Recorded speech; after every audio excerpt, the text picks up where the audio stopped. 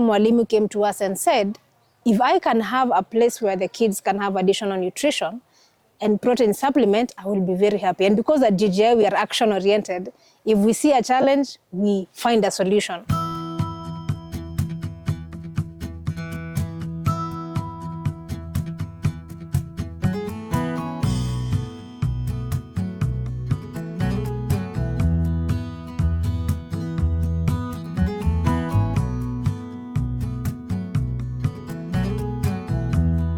Hello everyone, my name is Elizabeth Wathuti. I am an environmentalist, a global champion on climate and environmental issues, and the founder of Green Generation Initiative.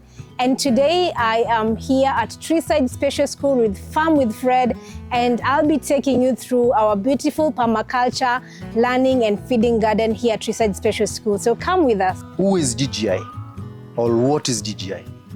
So GGI is a Green Generation Initiative, and this is an action-driven organization that is working with children, especially the children in schools, primary schools, high schools, and also young people and local communities, especially women, to conserve, restore, and protect the environment.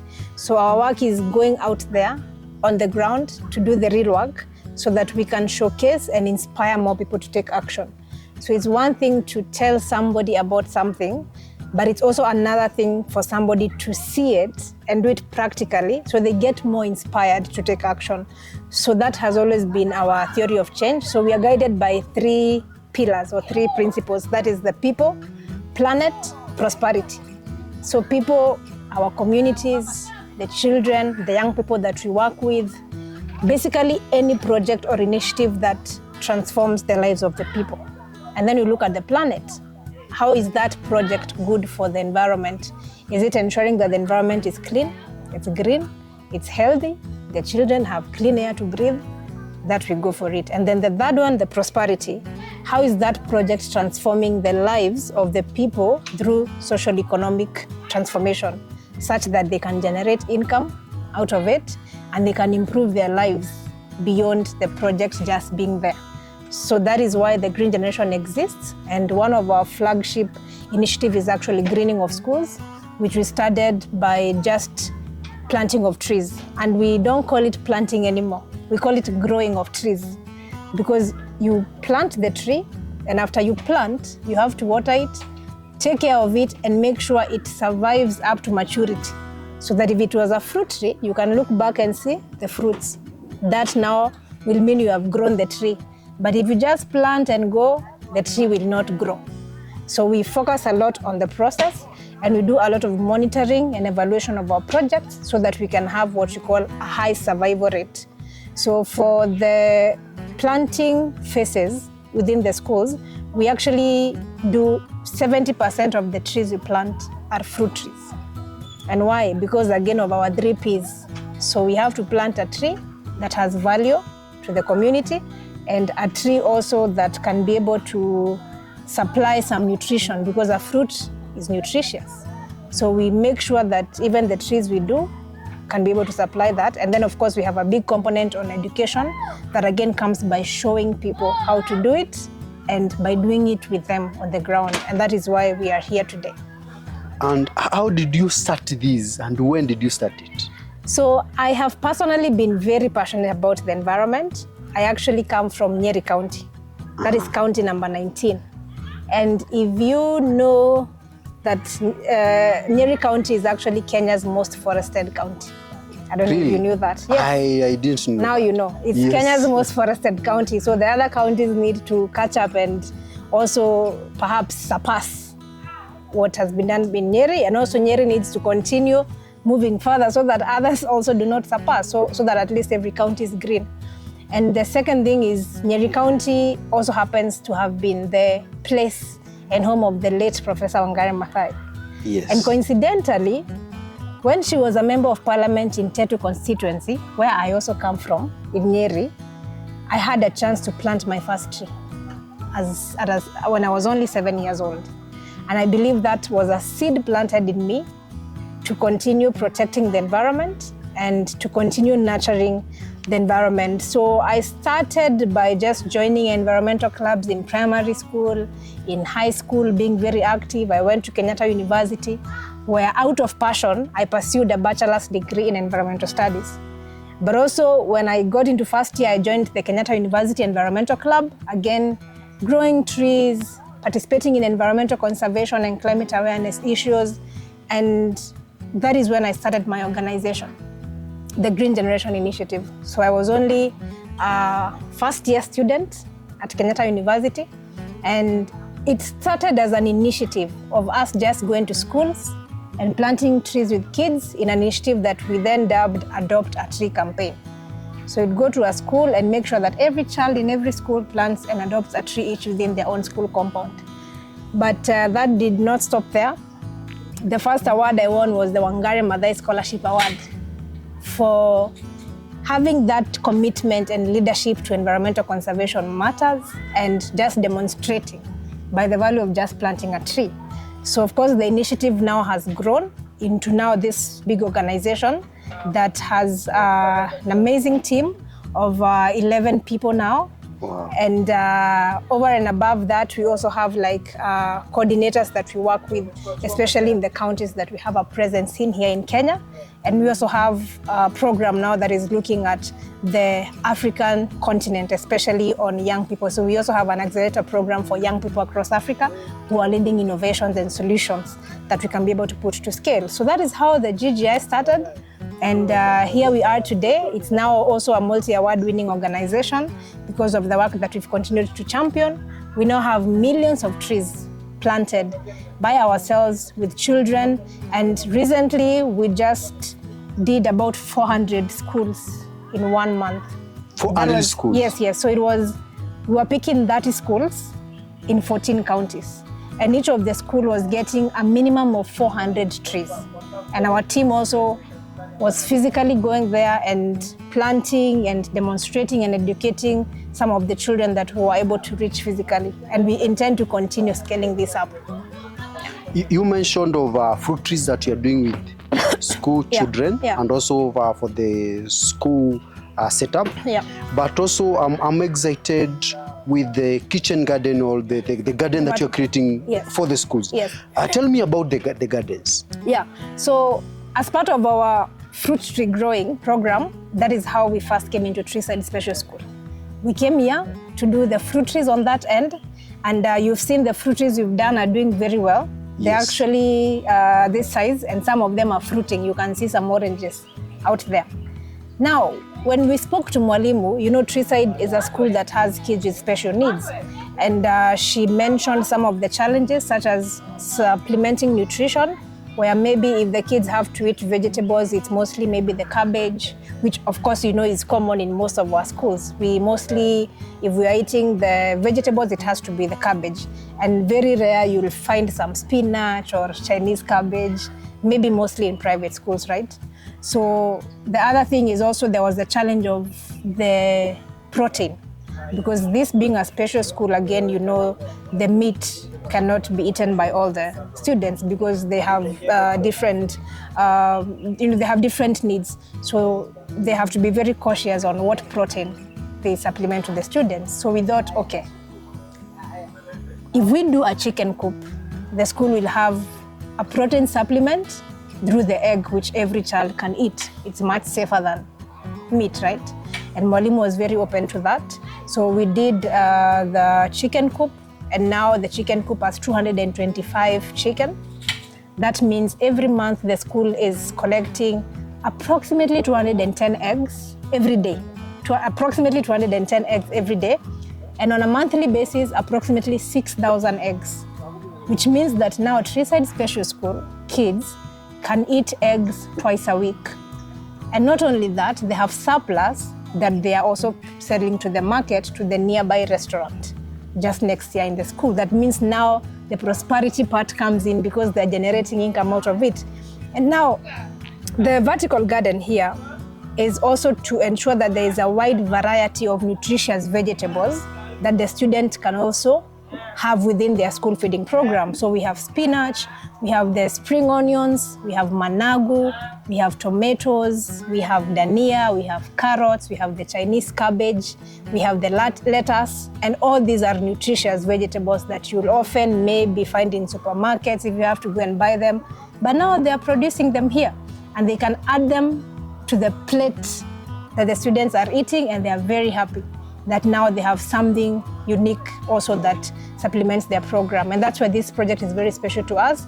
And the second thing is this vertical garden also saves 80% of water because it has an automated drip irrigation system that is set in a way that it waters this garden only 10 minutes every day, and it's enough. And then the second thing, if you look at this, so we don't use the soil, we use the pumice, and you can see. So we use pumice.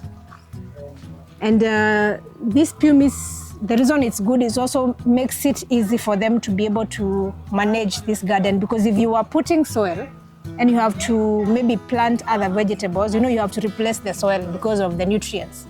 But now with this is going to stay here for as long as this garden is here. And they can change the vegetables, they can do any other vegetable they want. Maybe after the spinach here, they may want to bring managu here. It's still going to be fine, because now the nutrients that also are added in the water are also organic nutrients. So we add the phosphorus or everything that is needed to be able to supplement this, and that now means that the vegetables can actually grow and actually produce heavily compared to a normal garden. And then actually the vegetables are floating, so it's not that. So if you lift, so it's not the normal soil where now they are like deep inside. So you can, if you want to put it out, you can put it out because this part ends here. You see, there's nothing down there. Yes. So they're all up there. So it also makes it easy to maintain, and it increases the produce at the same time. Because now if we have to replace every time, it also becomes very expensive. Yes. But now this also, the nutrients are as required by the plants here. And is this initiative, or is the kitchen garden or the veg project specific to certain schools, or it's something that you're enrolling to as many schools as possible? So we are actually looking to scale this to an additional 100 schools. And it's not specific to any school. So the reason we started in this school is very special to us. We started with them a long time ago, but also Mwalimu came to us and said, if I can have a place where the kids can have additional nutrition and protein supplement, I will be very happy. And because at GGI we are action oriented, if we see a challenge, we find a solution. So that's how this came to being. And this is a model that is replicable anywhere in this country, including the places that are dry. Why? Because the drip irrigation system is set in a way that it saves 80% of water. So if you were to have a normal garden where these spinaches are in one, you need so much water, and you'll not even be able to know how to be able to save on that water. But it's set in a way that even in the dry areas, this project can thrive. So that means that it is not enclosed to a particular school or to a particular region. In fact, if we can have it scaling across all the counties in this country, then we'll have a lot of centers of excellence that students and other communities can come and learn from. So the 100 schools, you want to distribute them across Kenya, the 100 schools that you're targeting to in the rolling, when you're rolling up the project? Yeah, so we already have a presence in more than 400 schools in Kenya. And so what we are looking is, so we already have like a presence in 400 schools in Kenya. And what we are looking at is how we can be able to now spread this out across different places. So if we can be able to cover as many regions as possible, then the better for us. And that means that if we also continue to get more collaborators and partners, even in different counties that want to see this model there, then that's where we run and establish the model. So it's not actually restricted to a specific school, but we have a criteria of selection that we've been using, especially within our normal food forest program, where we look at key things. Of course, issues like water, because again, if there's no water completely, that's a problem. Secondly, the issues of security, We really prefer schools also that maybe are fenced, because it means the project can thrive and survive for a long time.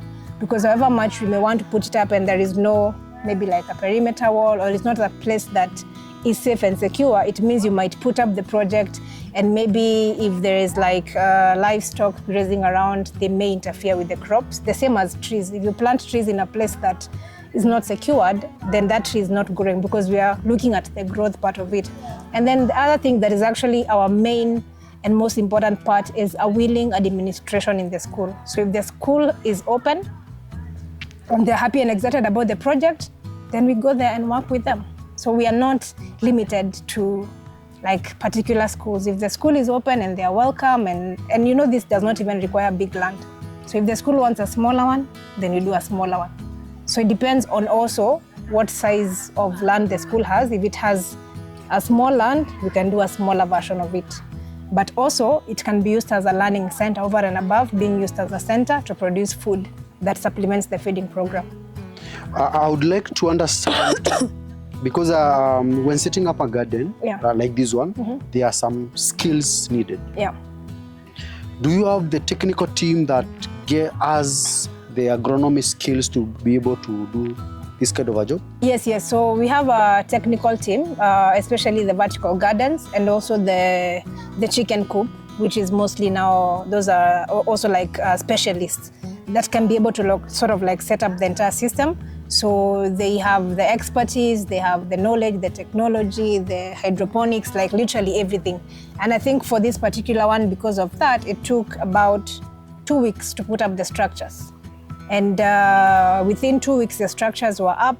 They already started doing the transplanting out there.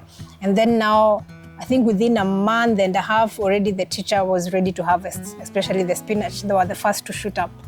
So already they've been harvesting actually. And also, I also want to understand a very critical point. Yeah. In this initiative and in everything that you're doing, I understand that in tree planting, the school children are planting them, watering them, and taking care of them. Yes. What about the vegetable garden? Are they the ones who are impacted with the skills from your technical team, or who usually takes care of these? So we have a farm manager, who is the farm manager that works with the children, because this being a school with special needs, also they need an additional support to be able to also like water and maybe the hard labor that requires them to do a lot of the catering of the plants. Then that is done together with the farm manager. And then the watering now, actually they enjoy doing the watering, especially for the fruit trees. And then now for the vertical garden, and if you notice here, there is this whole space. Yes. So this was created and left out because the whole idea was over and above producing the vegetables. The students can come in here, at least there's a class that they can fit here, and they can be taught about what is happening. So we left this space because we want people to come in, and at least they can fit about maybe 30 students or so, and they can be taught about what is happening here. So of course, if we did not have the vision of it being a learning center, this was another line for vegetables. But now we thought, even over and above having the crops here, we need the students to get the skills on climate smart agriculture, even to understand the food I eat, where does it come from? Yes. It does not come from the kitchen. It comes from the garden. And if we can reduce how much we have to go further to look for vegetables and just come to the garden, and the students see, oh wow, the spinach we ate yesterday came from here. They go there and see the eggs being laid by the chicken, and then when they get into the dining hall, they have an egg. So the children relate, and they become conscious about their surrounding, and they become conscious about how they can be able to support even in the beautification and conservation of our environment. So we are looking at how do we create a generation that is conscious about the environment. And the only way is to teach them by allowing them to see what is happening and by allowing them to learn by doing it as well. And that is the whole vision of this project. The project, according to what I'm seeing here, this needs capital investment. Yeah.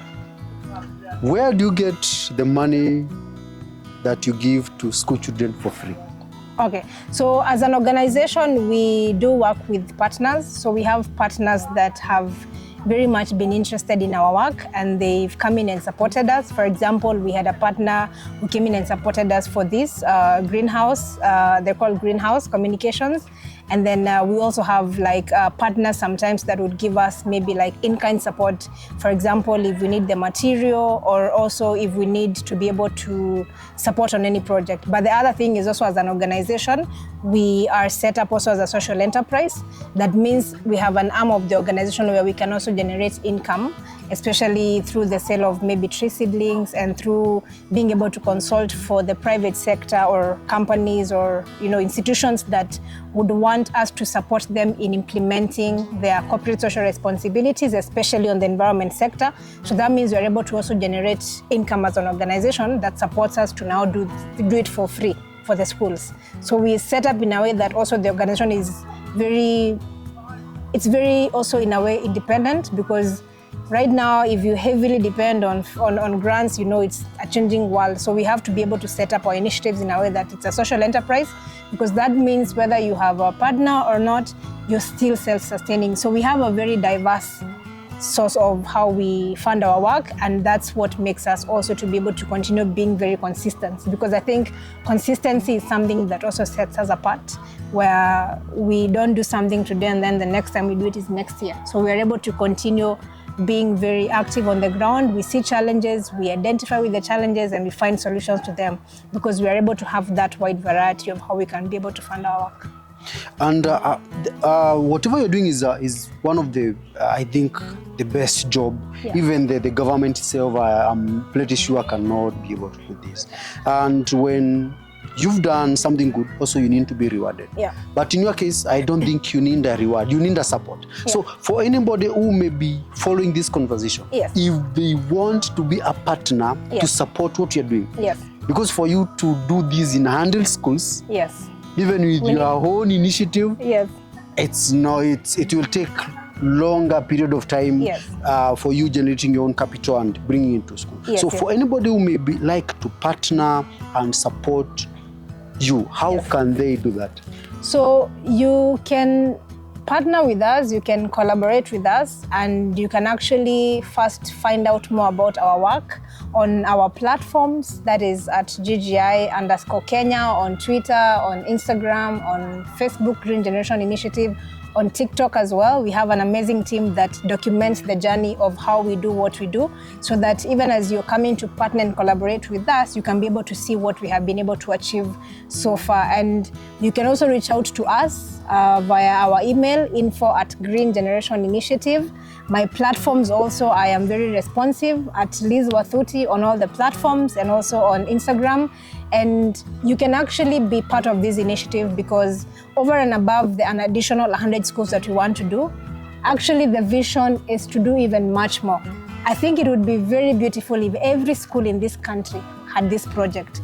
But the only way to achieve that, like you've mentioned, is if we are able to get partners that can be able to support this initiative, to also fund more of these initiatives, so that we can be able to scale them up across the different sectors. And also, if there are schools around you that you feel would benefit from this, let us know, so that we can come to the schools and be able to also support them in the same way, and share about this work, because also you can listen to us, you can be inspired by us, but maybe there are people also within your networks that could be able to, that can also be inspired to either have the same within their regions, or they can be inspired to support us to do much more. So you can also share about this work and let the world know that there is something beautiful that is happening here in Kenya, here at Treeside Special School, and it's going to happen in an additional schools across this country. And we're so excited to collaborate and partner with everybody that has this close to their hearts, because why we do this is because we're passionate about this. We love transforming communities, we love impacting lives, and if you're watching and you also love impacting lives, then we can collaborate with you and do this in a very big and massive way. And thank you so much, Fred, also for giving us this platform. Because I know many people will watch and they will be inspired, and they'll also reach out to us so that we can be able to scale this up in a big way.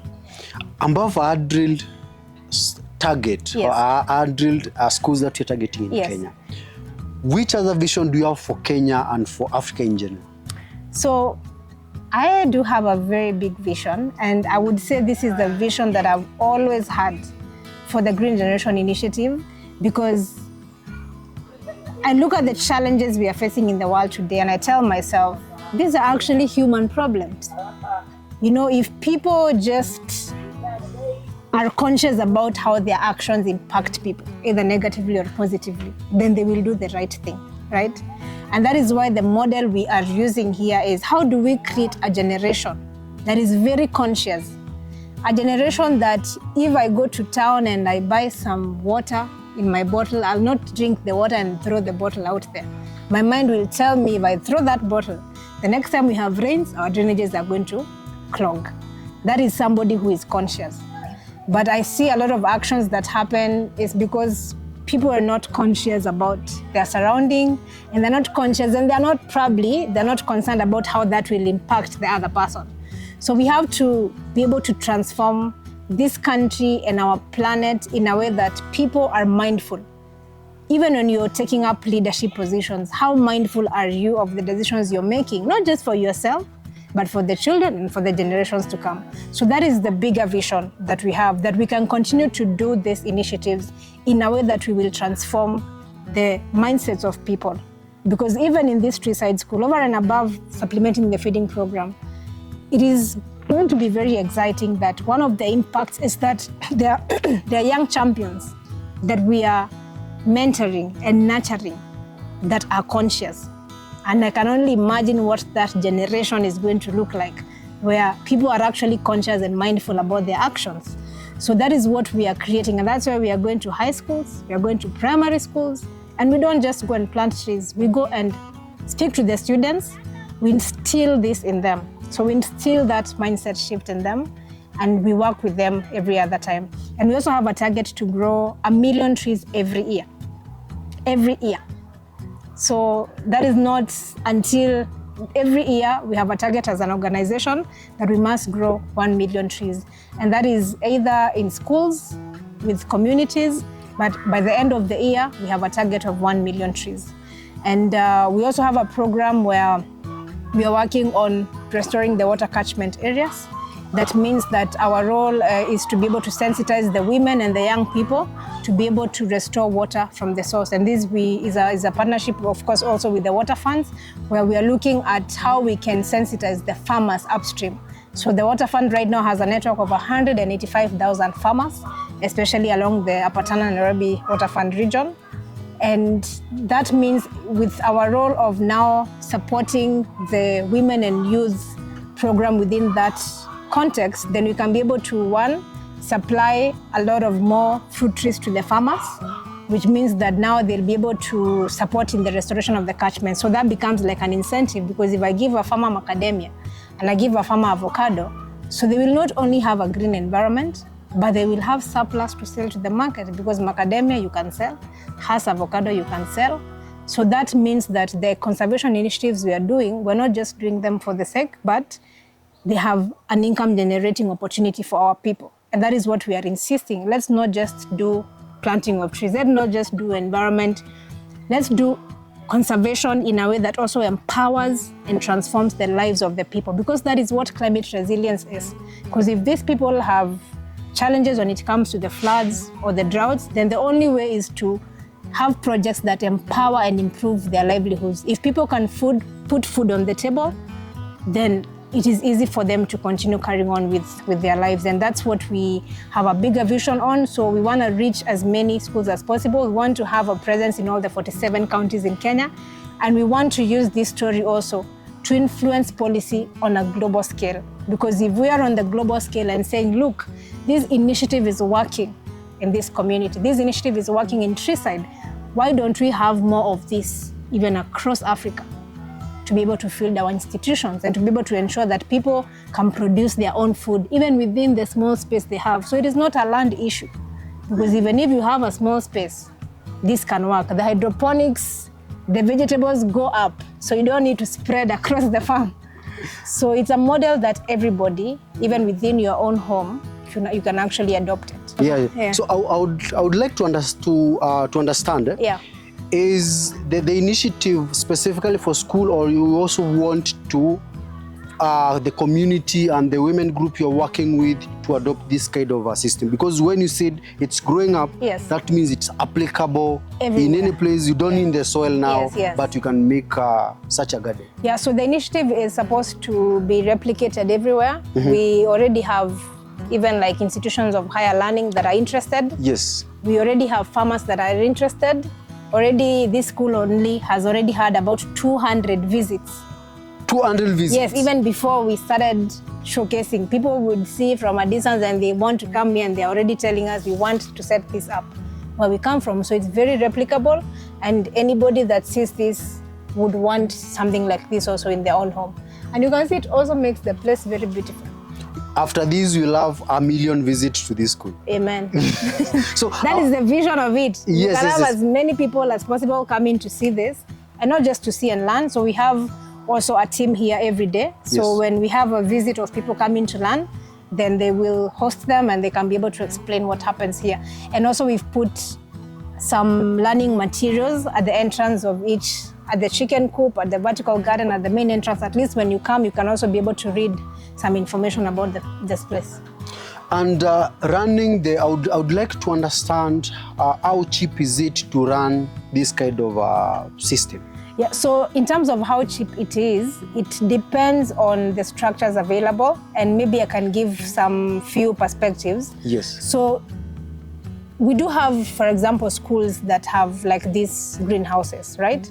So the greenhouses they have, most of them, if you go to some of the schools, they are not in use, right? Sure. So if you multi-purpose the greenhouse, that means you've already cut down the expensive cost of the metals, which actually, by extension, might be the biggest expense. In fact, the structure is like the most expensive part of it. Sure. But that means you don't necessarily have to use this greenhouse setup, because there are also places where you can, so there's the greenhouse setup. If you look at the vermicompost part, there's the metallic setup. So it's just a secure way of how you can be able to contain the space. And provided there is a shade, a little shade up, then it can still work. So I would say it depends on how you want to set it up and how small you want to set it up, and how many people it's feeding. So of course for schools it's going to be massive because you're feeding more than 100 learners. But if somebody is setting this up at home, then it's just a small space. Maybe they just want 1, 2, 3, 4, 5 where they can have the vegetables, the danias there. So that means it depends on where you want to do it. So if you're doing it for a bigger population, then the higher the cost. But if you're doing it within your own garden, it's very affordable because you don't necessarily need the structure, which makes up the biggest part of the budget. For the schools that you are targeting to set up this kind of a structure, Yeah. I know you are the one who is going to incur all the cost of setting up Yeah. and making sure that it's running. Yeah. But now in future, after you've left the school, Yeah. where will they be getting now? Yeah, so like They for run in- Treeside, Yes. so like for Treeside, for example, the reason we've gotten to the phase of handing it over is because it's already self-sustaining. Because over and above feeding, the surplus is they already have a market for the surplus. So they're generating enough income to supply the chicken with the food, the layers, and they also have enough to be able to get more seeds for the garden. And that is the whole beauty about it. So the point where the school becomes sustainable, which for Treeside has not taken long because it's just been 3-4 months. Yes. So which means it's very sustainable because the moment they have enough to eat and they have now surplus to put to the market, then they have enough money also to sustain the garden. So they don't need to call us every time and say, chakula ya kuku imeisha. No. Now they're able to do that by themselves. And that is the beauty about it, because we don't want also them to be very self-dependent on us. We are just a catalyst to support them to be self-sustaining. So if we come and do it and we are there for a few, and in fact the period we are there for, it's mostly for the training, for them to learn how it works and how the farm manager also here in the school can be able to operate and all that. And then they have income, the school has enough nutritious vegetable, then they are good to go. I see you have different, like in this setup, you have different vegetables. You Yes. have onions, spring onions, Onions, you have tomatoes and different lettuce and everything. Yes. Now, I would like to understand, who select the varieties that are going to be planted? So the varieties here, interestingly, were selected by Mwalimu. So Okay. we don't dictate. So if the teacher, so we give you, we say they actually, you know, sometimes people don't know there are many varieties of vegetables. Yes. So we tell you over and above cabbage, kuna kuanga na lettuce, there's spinach, there's what. Now you choose based on the needs of the school. So you see Mwalimu also chose more tomatoes because of course they also need tomatoes to cook.